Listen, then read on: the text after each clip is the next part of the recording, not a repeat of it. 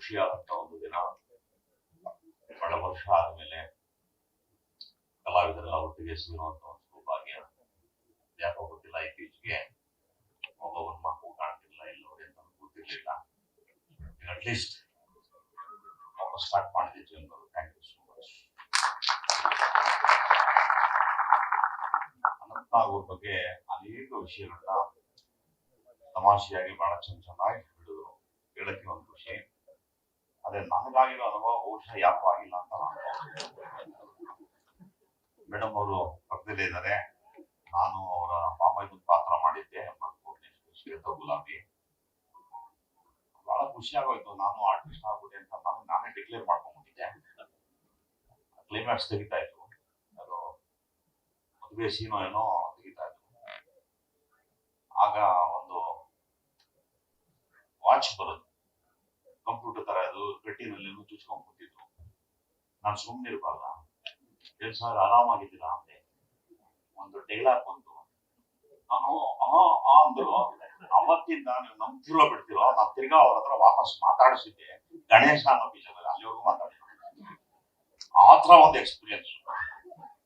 ಆಮೇಲೆ ಜಯರಾಮ್ ಅವ್ರು ಹೇಳಿದ್ರು, ನಿಮ್ ತಲೆಗೆಲ್ಲ ಕೆಟ್ಟಿದ್ಯಾ, ಯಾಕೆ ಅವ್ರು ಒಬ್ಬರೇ ಕೂತಾಗ ಹೋಗಿದ್ಯಾ ಅಂತ ತುಂಬಾ ಆಸೆ ಆಗೋಯ್ತಲ್ಲ, ಅದಕ್ಕೆ ಮಾತಾಡಿಸ್ತಾರೆ ಅಂತ ಹೇಳಿತ್ತು. ಬಹಳ ದೊಡ್ಡ ಅನುಭವ. ಇದಾದ್ಮೇಲೆ ನನಗೆ ವೈಯಕ್ತಿಕವಾಗಿ ನಾನು ಲವ್ ಮಾಡೇ ಮದುವೆ ಆಗ್ಬೇಕು ಅನ್ನೋ ಒಂದು ಏನಾದ್ರೂ ಆಸೆ ಹುಟ್ಟು ನನ್ನ ಮನಸ್ಸಲ್ಲಿ ಈ ವೈನಿಂದನೇ ಆಗಿತ್ತು. ಹೌದು, ಅದು ಆ ಅಮ್ಮ ಬೇರೆ ಅಂತ ಚಂದ್ರುಳ್ಳಿ ಚೆಲ್ವಿ ಲಕ್ಷ್ಮಿ ಅವರು. ಏನ್ ಇವ್ರಿಬ್ಬತ್ತು ಆ ಒಂದು ಕಾಂಬೋ ಏನ್ ಮಜಾ ಅಂದ್ರೆ ಆ ಕಾಲದಲ್ಲಿ. ನಾವೆಲ್ಲ ಅವಾಗ PUC ಸ್ಟೂಡೆಂಟ್ಸ್ ಶೇಷಾದ್ರಿಪುರಂ ಕಾಲೇಜಲ್ಲಿ ಓದುವಂತ ಸಮಯದಲ್ಲಿ ಸ್ವಸ್ತಿಕ್ ಅಂತ ಒಂದು ಹೇಳಿದ್ರು. ಅಲ್ಲಿ ಒಂದು ಚಿತ್ರ ಸುಮಾರು 25 ವಾರ ಓಡ್ತಾ ಇತ್ತು. ಆಗ ನಾನು ಹೋಗಿ ನೋಡುವಾಗ ಆ ಒಂದು ಸರಿ ನೋಡಿದ್ದೆ, ನಂಗೆ ರೋಡಲ್ಲೆಲ್ಲ ಯಾರು ಲಕ್ಷ್ಮಿ ಎಲ್ಲ ಬಂದಂಗ ಆಗೋದು, ಯಾರು ಮಾತಾಡ್ತಾರೆ, ಈ ತರ ಎಲ್ಲ ಫೀಲಿಂಗ್ ಎಲ್ಲ ಸ್ಟಾರ್ಟ್ ಆಗೋ, ಯಾರೋ ಒಬ್ರು ಸಿಕ್ಕಿದ್ರು ಸಾಕು ಅನ್ನೋ ರೇಂಜ್ಗೆ ಫಿಕ್ಸ್ ಆಗಿದ್ದಾರೆ. ಆತರ ಅವರು ಕಾದಲ್ ಬಂದ ನಮ್ಮ ಕನ್ನಡಕ್ಕೆ ಅಲ್ಲೇನಪ್ಪ ಫ್ಯಾಂಟಾಸ್ಟಿಕ್ ಆಕ್ಟ್. ಅವರ ಒಂದು ಹೇರ್ಸ್ ಇದೆಯಲ್ಲ, ನನ್ನ ಪ್ರಕಾರ ರಜನಿಕಾಂತ್ ಅವ್ರು ಬಿಟ್ರೆ ಅವ್ರಿಗೆ ಬಂದಿದೆ ಹೇರ್ಸ್. ಒಂಥರ ಸಾಫ್ಟ್ ಹೇರ್ಸ್ ಅವ್ರಿಗೆ. ಅವರು ತಲೆನ ಭಾಷೆಯಲ್ಲಿ ಭಾಷೆ ಕೈಯಲ್ಲ ಈಗ ಅನ್ನೋರಿಗೆ ಬಹಳ ಮಜಾ ಇರೋದು ನೋಡಕ್ಕೆ. ನಮ್ಗೆಲ್ಲ ಯಾವ್ದೋ ಕತ್ತೆ ಟಿವಿ ಇದ್ದಂಗೆ ಇರೋದು. ಯಾವ್ದು ಟ್ರೈ ಮಾಡ್ತಾ ಇದ್ವಿ, ಏನೇನ್ ಮಾಡಿದ್ರು ಎದುರೊಳ್ತಾನೆ ಇರಲಿ ಹೇರ್ಸ್. ಗಾಡಿ ಬಂದ್ರೆ ಹಂಗ ಆರೋದು ಹಿಂಗೆ. Beautiful actor. ಅವರ ಒಂದು ನಟನೆನ ನೋಡಿ ಆಸ್ವಾದಿಸಿ ಬೆಳೆದಂತವ್ರು ನಾನು. ನನಗೆ ತುಂಬಾ ಸಂತೋಷ ಅಂದ್ರೆ ಅವರು ನನ್ನ ಒಂದು ತಂದೆಯ ಪಾತ್ರದಲ್ಲಿ ಒಂದು ಚಿತ್ರದಲ್ಲಿ ಮಾಡಿದ್ರು. ಅದು ನನಗೆ ಬಹಳ ಒಳ್ಳೆ ಹೆಸರನ್ನ ತಂದ್ಕೊಟ್ಟಂತ ಒಂದು ಚಿತ್ರ. ಇಲ್ಲೆಲ್ಲ ಮಾತಾಡ್ತಾ ಇದ್ರು, ಈ ರೀತಿ ನಿಧಾನ ಆಗೋಯ್ತು ಇವ್ರು ಬಂದಿದ್ದು ಅವಾರ್ಡು ಅಂತ. ಆಕ್ಚುಲಿ ನಮ್ ಬಾಸ್ ಮೇಲಿದಾರ, ಅವ್ರು ಇದ್ದಿದ್ದಕ್ಕೆ ಬೇಕು ಅಂತ. ಬೇರೆಯವ್ರಿಗಾದ್ರೆ ಅದಕ್ಕೆಲ್ಲ ಅಪ್ಲಿಕೇಶನ್ ಕೊಡ್ಬೇಕಾಗುತ್ತೆ. ಸೊ ಯಾವ ಟು ಥ್ಯಾಂಕ್ ಮೋದಿಜಿ ಅವರಿಗೆ ಥ್ಯಾಂಕ್ಸ್ ಹೇಳ್ಬೇಕು. ಯಾಕೆಂದ್ರೆ ಅವ್ರು ಕೊಟ್ಟಂತ ಅವಾರ್ಡ್ ಎಲ್ಲ ಬಹಳ ಪ್ರಜ್ಞಾವಂತರನ್ನ ಹುಡುಕಿ ಕೊಡ್ತಾರೆ. ಅವ್ರು ಏನಾದ್ರು 10-15 ವರ್ಷದ ಹಿಂದೆ ಶುರು ಮಾಡ್ಬಿಟ್ಟಿದ್ರೆ ನನ್ನ ಪ್ರಕಾರ ಇನ್ನೂ ಎಷ್ಟು ಜನಕ್ಕೆ ಎಷ್ಟು ಅವಾರ್ಡ್ಸ್ಗಳು ಬರ್ತಿಲ್ಲ. ಹಾಗಾಗಿ ಎಲ್ಲ ಪ್ರತಿಭೆ ಇರೋ ಎಲ್ಲರನ್ನೂ ಗುರುತಿಸಿ, ಅದ್ರಲ್ಲಿ ನನ್ನಂತ ಒಬ್ಬ ಪಾಮರನ್ನು ಗುರುತಿಸಿದ್ದಾರೆ. Very happy. ನನಗೆ ಗೊತ್ತಿಲ್ಲ, ನಾನು ಬೆಳಗ್ಗೆ ಏನಾಗುತ್ತೆ ಅಂತ ನನಗೆ ಗೊತ್ತಿಲ್ಲ, ಅಂದ್ರೆ ಅವ್ರು ಗುರುತಿಸ್ತಾರೆ ಯಾರ್ಯಾರು ಏನೇನ್ ಮಾಡ್ಬೇಕು ಅಂತ. ಸೊ ಹಾಗಾಗಿ ಅನಂತನಾಗ್ ಅವ್ರಿಗೆ ಮತ್ತೆ ಹಾಸನ್ ರಘು ಅವ್ರಿಗೆ ಸಿಕ್ಕಿರೋ ಬಹಳ ದೊಡ್ಡ ವಿಷಯ. ಅದು ನಮ್ಮ ಉದ್ಯಮಕ್ಕೆ ಸಿಕ್ಕಿರೋದು. ನಿಮ್ ಇಬ್ಬರಿಂದ ನಾವೆಲ್ಲ ತಿರುಗಿ ವಾಪಸ್ ಉದ್ಯಮ ಸೇರಿದೆ ಒಳಗಡೆ. ಎಂತ ಬ್ಯೂಟಿಫುಲ್ ಇದೆ ನೋಡಕ್ಕೆ. ಒಂದು ಆನಂದ ಆಗ್ತದೆ. ನಾವೆಲ್ಲ ಹೆಂಗಾಗಿದ್ದು ಸೌತಿನ ತರ ಆಗ್ಬಿಟ್ಟಿದ್ವಿ. ಅವಳು ಕಂಡ್ರೆ ಇವಳು ಆಗಲ್ಲ, ಅವ್ರು ಆಗಲ್ವಲ್ಲ, ಆತರ ಆಗಿತ್ತು. ನಾವಂತೂ ಮಾತು ನಿಲ್ಸಿ ಒಂದು ವರ್ಷ ಮೇಲಾಗಿದೆ.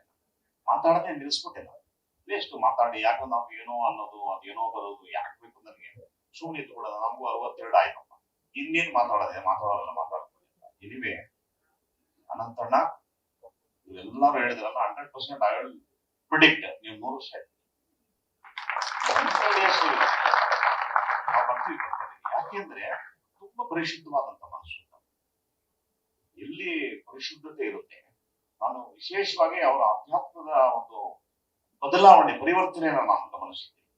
ನಾನು ನೋಡಿದಾಗ ಎಷ್ಟು ಖುಷಿ ಆಗತ್ತೆ ಅಂದ್ರೆ ಅವ್ರ ಒಂದೊಂದು ಮಾತನ್ನು ಕೂಡ ಉಪನಿಷತ್ತಿನ ಭಾಷೆಗಳು ಗೊತ್ತಾಗ್ತದೆ. ಎಷ್ಟು ಪರಿಪಕ್ವ ಆಗ್ಬಿಟ್ಟಿದೆ. ನಿಮ್ಮಂತವರು ನಿಮ್ಮ ನೆರಳಲ್ಲಿ ನಾವೆಲ್ಲ ನೋಡ್ತಾ ಇದ್ರೆ ಸೂಪರ್ ಇಂಥ ಮಹನೀಯರ ಜೊತೆ ನಾವೆಲ್ಲ ಬದುಕ್ಬಿಟ್ರಪ್ಪ. ನಮ್ಮಷ್ಟು ಅದೃಷ್ಟ ಈ ಪ್ರಪಂಚದಲ್ಲಿ ಬೇರೆ ಯಾರಿಗೂ ಸಿಗಕ್ ಸಾಧ್ಯ ಇಲ್ಲ. ಇವತ್ತಿನ ಹುಡುಗರೆಲ್ಲ ಕಾಲವಾಗಿರುವಂತ ನಟರುಗಳದೆಲ್ಲ ವಿಶಸ್ ಮಾಡ್ತಾರೆ.